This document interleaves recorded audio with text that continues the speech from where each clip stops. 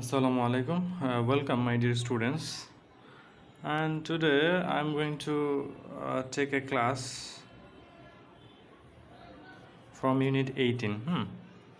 So, the name of the chapter is City and Country. Okay? Unit 18, and the chapter name is City and Country, and lesson 1 and 2. Okay? So, hopefully, you are very fine, my dear students. I'm also fine. So, আমরা এই টেক্সটটা আজকে পড়বো। এটা খুব interesting একটা text. এটা এখান থেকে আমাদের ভোকাবুলারি শেখার আছে, তারপরে হচ্ছে যে আমরা এখান থেকে রিঅ্যারেঞ্জের জন্য পড়তে পারি। সো ওভারঅল আমাদের কোনো টেক্সটেই কিন্তু আনইম্পর্টেন্ট না, ঠিক আছে? সো আমাদের প্রত্যেকটা টেক্সট খুব ইম্পর্টেন্স দিয়ে পড়তে হবে। এই জন্য আমরা চলো এখান থেকে শুরু করি। লিসেন, রিড অ্যান্ড সে, মনোযোগ দিয়ে শোনো, পড়ো এবং বলো। City streets and country roads. তাহলে সিটি স্ট্রিটস কি দেখো, শহরের রাস্তা। আমাদের যে চ্যাপ্টারের যে নামটা ছিল সেটা সিটি অ্যান্ড কান্ট্রি, তার মানে শহর এবং গ্রাম, এই জিনিসটা বোঝাচ্ছে। এখানে কান্ট্রি যদিও দেশ বোঝায়, দেশ বলতে আসলে এখানে গ্রামকেই মিন করা হয়েছে। সো শহর এবং গ্রাম এই দুইটার মধ্যে কিন্তু একটা ডিফারেন্সেস, ঠিক আছে? সো সেই বিষয়গুলো নিয়ে এখানে আজকে আমরা কিছু জানার চেষ্টা করব। একটা মূলত একটা রাইম। তো এই রাইমটা আসলে কবি, দেখো, city streets and the country roads, এটা একটা নেম অফ দ্য পোয়েম। কবিতাটার নাম হচ্ছে city streets and country roads. So এই রাইমটা লিখেছে হচ্ছে এলিনর ফার্জিয়ন। এলিনর ফার্জিয়ন। তাহলে এলিনর ফার্জিয়নের একটা রাইম হচ্ছে city streets and country roads. So এখান থেকে আমরা একটু পড়ি, চলো। The city has streets but the country has roads. In the country, one meets blue cars with their loads of sweet-smelling hay and mangoes and grain. Oh, take me away to the country again. In the city, one sees big trams rattle by, and the breath of the chimneys that blot out the sky. And all down the pavements, stiff lamp post one sees, but the country has hedgerows. The country has trees as sweet as the sun. In the country is rain. Oh, take me away to the country again. Okay? আসলে এই রাইমটা পড়তে পড়তে আমার অনেকটা রবীন্দ্রনাথের ওই rhyme ছড়াটার কথা, বা রবীন্দ্রনাথের একটা কবিতা আমি পড়েছিলাম, দুটো খুব চমৎকার দুটো লাইন, যে দাও ফিরিয়ে সে অরণ্য, লও এ নগর। মানে কবিরা সবসময়ই প্রকৃতিপ্রেমিক, তারা সবসময় চেয়েছে যে প্রকৃতির কাছে ফিরে যেতে, গ্রামের কাছে ফিরে যেতে। শহর তাদের কাছে মোটেও ভালো লাগেনি। সো এই কবিতাটা আমি সেরকম একটা বিষয়ে লক্ষ্য করলাম। সো এই জিনিসটা আমি এখন একটু এক্সপ্লেইন করব বিষয়টা, দেখো। সো দেখো, আমি একটু এক্সপ্লানেশনে চলে যাই এখন। দ্য সিটি হ্যাজ স্ট্রিটস, তাহলে শহরের কি আছে? শহরের রাস্তা আছে। শহরের যে রাস্তাগুলো সেগুলোকে বলা হচ্ছে স্ট্রিটস, ঠিক আছে? স্ট্রিট অর্থ রাস্তা আর রোড অর্থ রাস্তা, তবে দুইটার মধ্যে পার্থক্য আছে। শহরের যে রাস্তা সেগুলোকে বলা হচ্ছে স্ট্রিট। ওকে, শহরের রাস্তাগুলো পিচ ঢালাই করা রাস্তা থেকে, সেজন্য এগুলো হচ্ছে streets. But the country has roads, কিন্তু গ্রামের কি আছে? মেঠো পথ, গ্রামের আছে পথ, ঠিক আছে? In the country one meets blue cars with their loads. এই গ্রামে যখন তুমি হাঁটবা, তোমার সাথে মানে তোমার সাথে তোমার কি দেখা হবে সেখানে? Blue cars with their loads. সেখানে তুমি দেখবা যে নীল রঙের মালবাহী গাড়ি, কার্ট। এই কার্ট অর্থ হচ্ছে মালবাহী গাড়ি। তাহলে আরেকবার বলছি, দেখো, কার্ট অর্থ কি? মালবাহী গাড়ি। তো সেখানে তুমি দেখবা নীল রঙের মালবাহী গাড়ি, সেগুলো কি বোঝাই করা? মাল বোঝাই করা। এই গরুর গাড়িগুলো বা ঘোড়ার গাড়ি, এই গাড়িগুলো সাধারণত দুই চাকার হয় এবং সেগুলো ঘোড়া বা গরুতে টেনে নিয়ে যায়, ঠিক আছে? তো দেখো, অফ সুইট স্মেলিং হে, এবং সেখানে সুইট অর্থ হচ্ছে তোমরা তো জানো মিষ্টি, স্মেল মানে হচ্ছে ঘ্রাণ। সো মিষ্টি ঘ্রাণের কি থাকবে? হে। হে মানে হচ্ছে যে খড়কুটা যেগুলো, এটাকে বলা হচ্ছে হেই, HAY, হেই। এটার অর্থ কি বলো? এটার অর্থ হচ্ছে খড় বা খড়কুটা টাইপের কিছু, এটা হচ্ছে হেই বলা হয়ে থাকে। অ্যান্ড ম্যাঙ্গোলস অ্যান্ড গ্রেইন, এবং সেখানে একটা খুব চমৎকার জিনিস লক্ষ্য করো, এখানে আমরা একটা গ্রামের একটা অবয়ব বা একটা চিত্র চমৎকারভাবে কিন্তু দেখতে পাচ্ছি, ঠিক আছে? সেখানে আমরা দেখি যে খাদ্যশস্য, বিভিন্ন রকমের খাদ্যশস্য বোঝাই করা থাকে, হ্যাঁ। গ্রেইন হচ্ছে যে শস্য, খাদ্যশস্য বা এই ধরনের কিছু।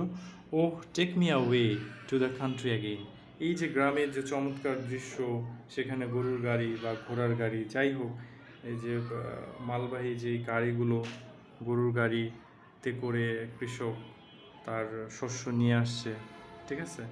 সেই বিষয়টা কিন্তু খুবই চমৎকার একটা বিষয়, ঠিক আছে?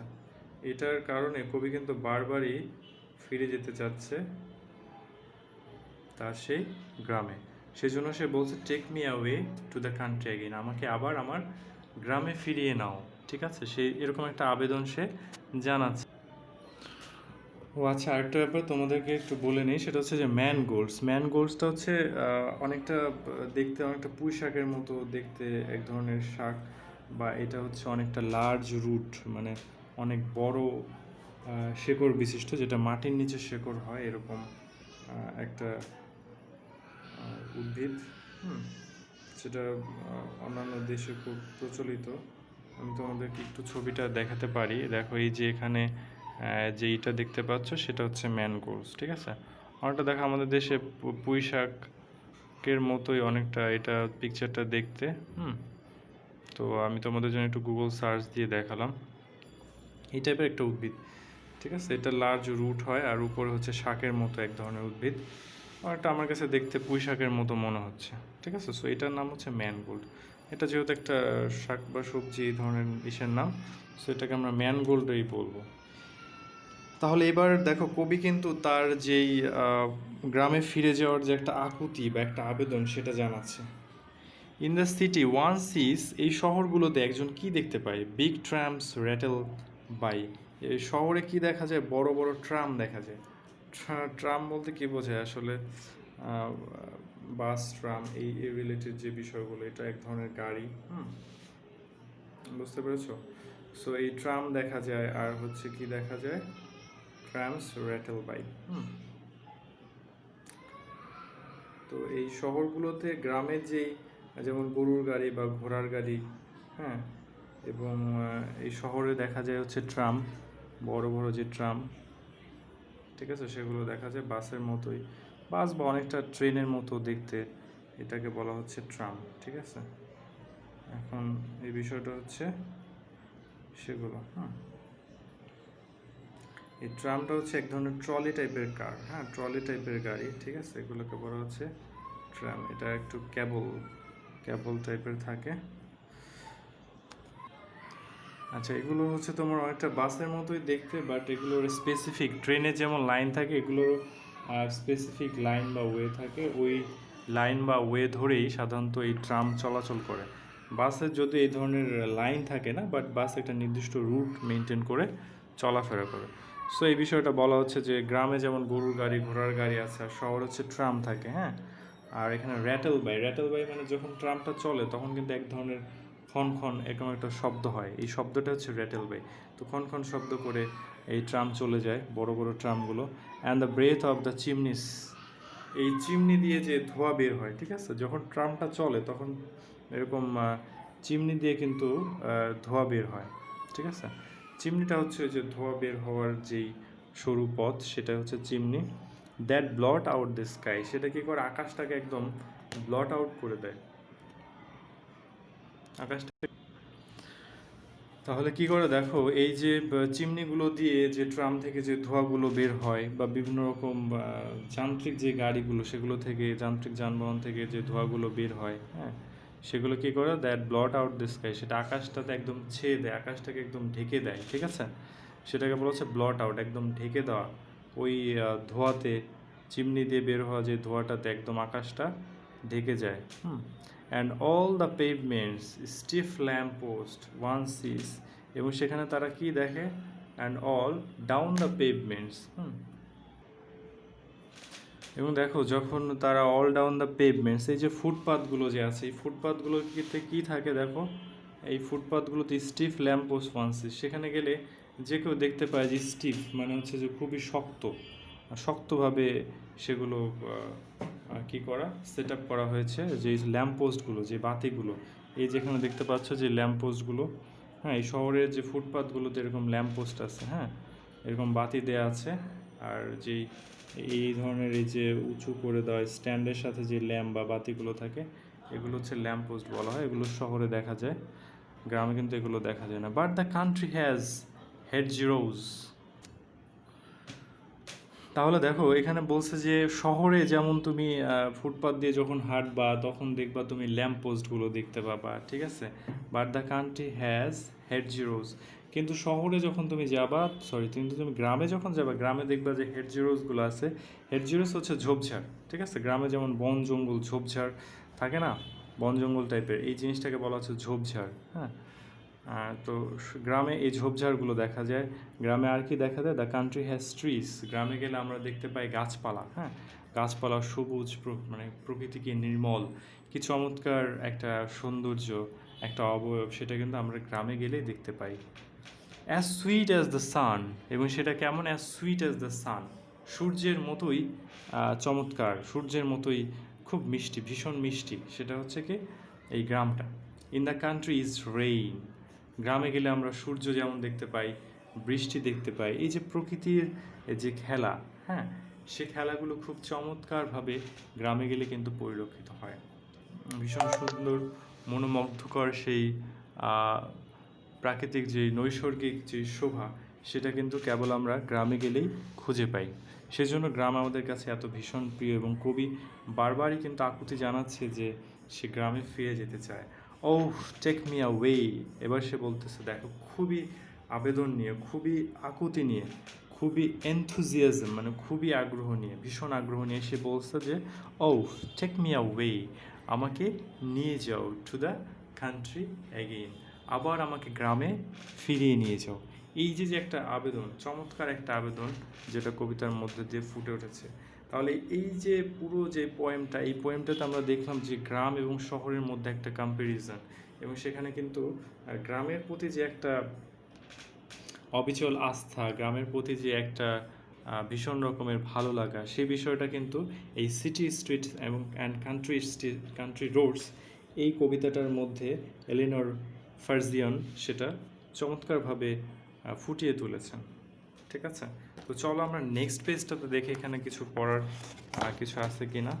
এখানে কি বলছে দেখো, গ্রুপবার্গ, read the poem again, answer the questions. Does the author of the poem prefer the country or the city? এখানে বলছে যে অথর মানে হচ্ছে যে কবিতাটা যিনি লিখেছেন, তিনি কি গ্রামকে সিটির চেয়ে বেশি প্রায়োরিটি দিয়েছে। এখানে আমরা অ্যান্সার বলতে পারি yes, the author of the poem prefers the country, or prefers the country, কান্ট্রিটাকে প্রেফার করেছে। হাউ ডু ইউ নো, কীভাবে তুমি বুঝতে পারলা? বিকজ আমরা দেখেছি যে এই পোয়েমটার মধ্যে বারবার সে বলছে যে take me away to the country again, এই যে তার যে একটা আকুতি, এটার মধ্য দিয়েই কিন্তু আমরা বুঝতে পারি। Underline the lines in the poem that tells you the answer.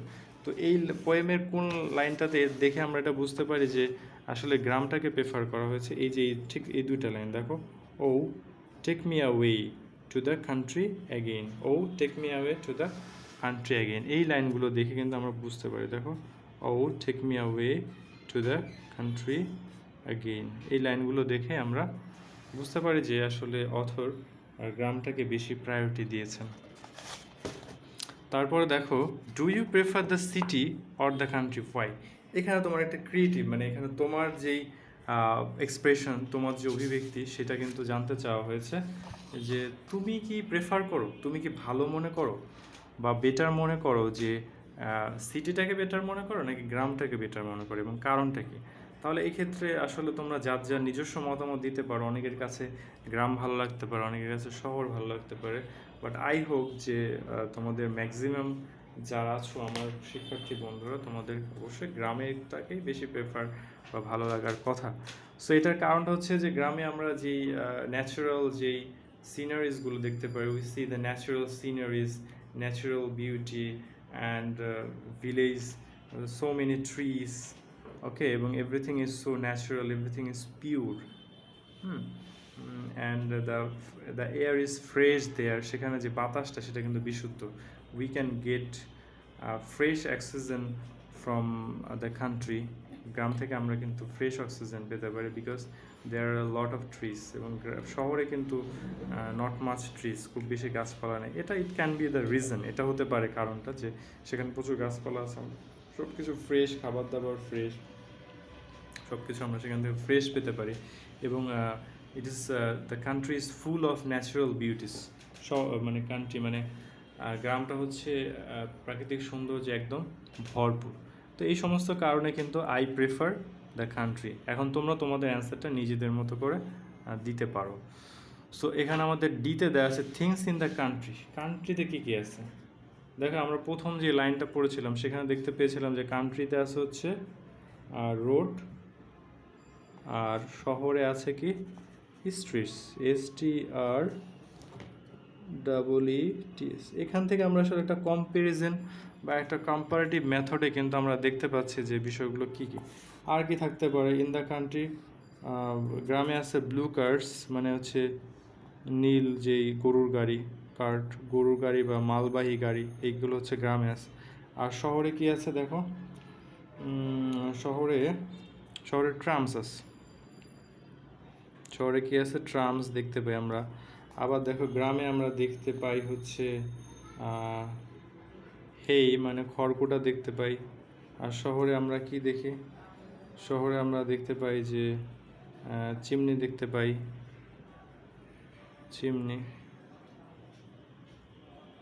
Chimneys because ওই যে যানবাহন ওগুলোতে চিমনি থাকে, যেখান থেকে ধোঁয়াটা বের হয়, এটাকে বলা হচ্ছে চিমনি, ঠিক আছে, চিমনি। বা তারপরে দেখো তুমি এখানে গ্রামে দেখতে পাবা যে গ্রেইন আছে, খাদ্যশস্য আছে, গ্রেইন আছে। গ্রামে আসলে অনেক কিছু আছে, এখানে গ্রামের কথাগুলোই বেশি দেওয়া হয়েছে। তারপরে গ্রামে আর কি আছে, হেড জিরোজ আছে মানে ঝোপঝাড় আছে। আর শহরে আমরা জানি যে এই ল্যাম্পপোস্টগুলো আছে, স্টিফ ল্যাম্পপোস্ট। তুমি চাইলে স্টিফ মানে দৃঢ় বা শক্ত, স্টিফ অর্থ কি দৃঢ় বা শক্ত, স্টিফ ল্যাম্পপোস্টগুলো এখানে আমরা শহরে দেখতে পাই, ঠিক আছে। তারপর গ্রামে আরও কিছু আছে, যেমন গ্রামে ট্রিস আছে, গাছপালা আছে প্রচুর পরিমাণে। গ্রামে গেলে আমরা সান দেখতে পারবো। শহরে এত বেশি দালান কোঠা যে ঠিকমতো আমরা কিন্তু সূর্যটাও দেখতে পাই না, কিন্তু গ্রামে গেলে আমরা এগুলো দেখতে পাই। আবার গ্রামে গেলে আমরা রেইন দেখতে পাবো, শহরে কিন্তু আমরা এটা পাবো না, বুঝতে পেরেছো। আর গ্রামে তুমি পাবা যেটা ফুটপাথ পাবা, পেভমেন্টস পাবা, ঠিক আছে, পেভমেন্টস পাবে এবং পেভমেন্টসে সব ল্যাম্পপোস্টগুলো থাকে। তো এই মোটামুটি আমরা এইটুকু কমপ্লিট করে ফেললাম। তো আজকের ক্লাস আমি এখানে শেষ করতে যাচ্ছি। পরবর্তীতে আবার তোমাদের টেক্সটের অন্য কোনো লেসন নিয়ে কথা হবে। So till then take care and আল্লাহ হাফেজ।